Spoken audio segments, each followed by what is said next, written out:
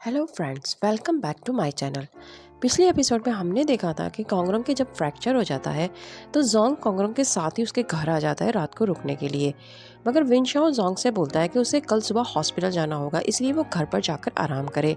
वो आज रात कोंगरोंग का ध्यान रख लेगा क्योंकि वो वैसे भी छुट्टियों पर है। जोंग उसके बाद मान जाता है और जाने लगता है, मगर कोंगरोंग उसे रोकने लगती है क्योंकि वो रात को जोंग को ही अपने साथ रोकना चाहती थी।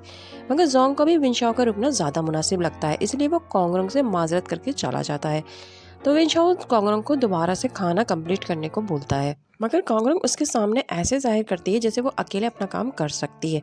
मगर विनशाओ बोलता है कि वो कोई रिस्क नहीं ले सकता और उसे अपने हाथ से खाना खिलाने लग जाता है।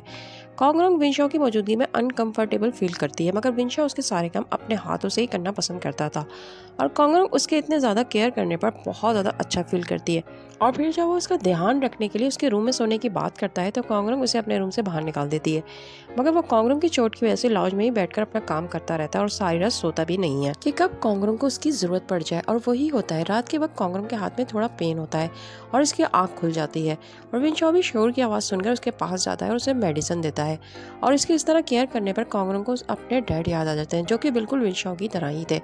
और वो विनशाओ को अपना बॉयफ्रेंड बनाकर बहुत ज़्यादा खुशी महसूस करती है और फिर विनशाओ उसे सोने में भी मदद करता है क्योंकि हाथ में पेन की वजह से वो सो भी नहीं पा रही थी। अगले दिन विनशाओ किंग हॉस्पिटल जाता है और मैनेजर से केस वाले मामले को डिस्कस करता है। इस पर वो बोलते हैं कि फिलहाल अभी वो लोग काफ़ी गुस्से में हैं। विनशाओ ये सुनकर थोड़ा परेशान हो जाता है और इसी परेशानी में वो बाहर निकलता है तो उसी पेशेंट के घर वाले उसे मिल जाते हैं।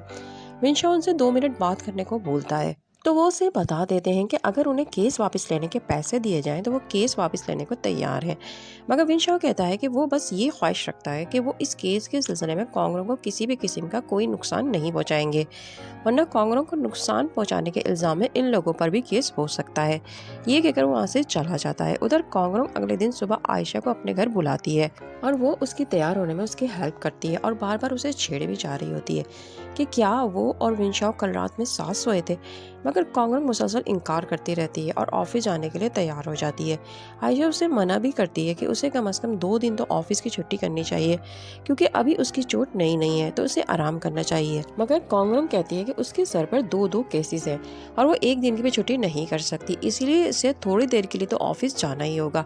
फिर आयशा उसे ऑफिस ड्रॉप करती है और अपना ध्यान रखने का बोलकर वहाँ से चली जाती है।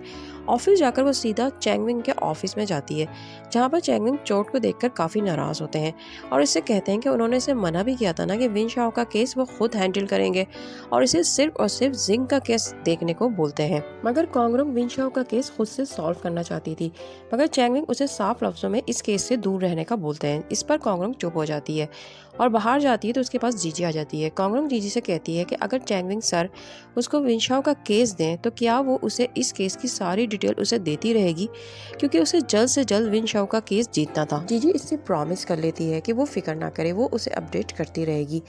लुई आयशा को बहुत ज़्यादा मिस करता है और सोचता है कि पहले तो वो हर वक्त उसे मैसेजेस करती रहती थी, मगर अब काफ़ी दिन से उसका एक भी मैसेज नहीं आया था तो वो फ़ौरन से उसे खैरियत का खुद ही मैसेज कर देता है। मगर आयशा की तरफ से फिर भी कोई रिप्लाई नहीं आता। तो लुई अपना सारा ध्यान रॉक क्लाइंबिंग में लगाने की कोशिश करता है, मगर उसका इसमें भी दिल नहीं लगता। तो वो विनशाओ को फ़ोन मिला देता है ताकि उसे आयशा की कोई खैर खैरियत मिल सके। मगर विनशाओ भी उसे कोई न्यूज़ नहीं देता तो वो तंग आकर शॉप वापस चला जाता है और अपने रूम में आते ही उसे कुछ शोर की आवाज़ सुनाई देती है। वो गेट खोलकर देखता है तो देखता है कि वही किराएदार दरवाजे की जगह दीवार खड़ी कर रहा होता है। तो उसके जहन में फौरन से एक आइडिया आता है और वो उसे फिर से बातों में उलझाकर तंग करना शुरू कर देता है। दरअसल लुई का मकसद ये था कि वो उसे इतना तंग करे कि वो परेशान होकर आयशा को यहाँ बुला ले और साथ में ये जगह भी छोड़कर चला जाए। और वही होता है, लुई को मुसलसल तंग करता देखकर वो आयशा को बुला लेता है और उससे बोलता है कि जब तक ये पागल आदमी उसका पड़ोसी रहेगा वो उसकी शॉप को नहीं खरीदेगा, इसलिए वो उसके पैसे वापस कर दे क्योंकि वो इससे ये शॉप नहीं खरीद सकता। आयशा उसे सॉरी भी बोलती है मगर वो नहीं मानता और मुसलसल उससे अपने पैसे वापस मांगने लगता है। आयशा लुई को एक साइड पर ले जाकर उससे ये सब करने की वजह पूछती है और पूछती है कि वो उसे इतना तंग क्यों कर रहा है। वो खुद तो ये सब चाहता था और अब जब ये सब हो चुका है तो वो क्यों सबको परेशान कर रहा है। इस पर लुई बोलता है कि मैं ये सब इसलिए कर रहा हूँ क्योंकि मैं तुम्हें बहुत ज़्यादा मिस करने लगा हूँ और मेरी पड़ोसी सिर्फ और सिर्फ तुम हो, ये नहीं, और मैं चाहता हूँ कि तुम अपनी शॉप में वापस आ जाओ। आयशा उसकी बात सुनकर हैरान रह जाती है। फिर लुई उससे पूछता है कि क्या वो उसकी गर्लफ्रेंड बनेगी, क्योंकि वो उसे बहुत ज़्यादा लाइक करने लगा है। और इससे पहले कि वो कोई आंसर देती, वो उसे आगे बढ़कर किस कर लेता है और आयशा भी उसे नहीं रोकती।